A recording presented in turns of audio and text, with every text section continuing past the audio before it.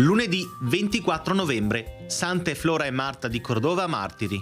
È il 328° giorno dall'inizio dell'anno, ne mancano 38 al termine. Il sole sorge alle 7:21 e tramonta alle 16:33.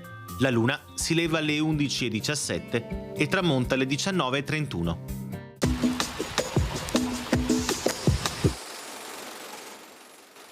All'età di 77 anni al primo scrutinio, Leonardo Donà viene acclamato doge.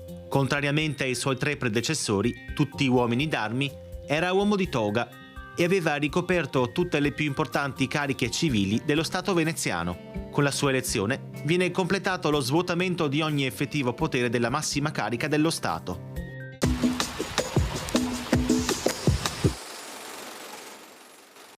Le previsioni per domani. Cielo da nuvoloso a molto nuvoloso o coperto, con qualche schiarita più probabile fino al mattino. Da metà giornata varie precipitazioni, a tratti anche localmente moderate. Limite delle nevicate indicativamente a 1000-1300 metri sulle prealpi e in gran parte a fondovalle sulle Dolomiti. Temperature minime su costa e zone limitrofe stazionarie o in leggero aumento, altrove in diminuzione. Aumento delle temperature massime, specie sulle zone pianeggianti.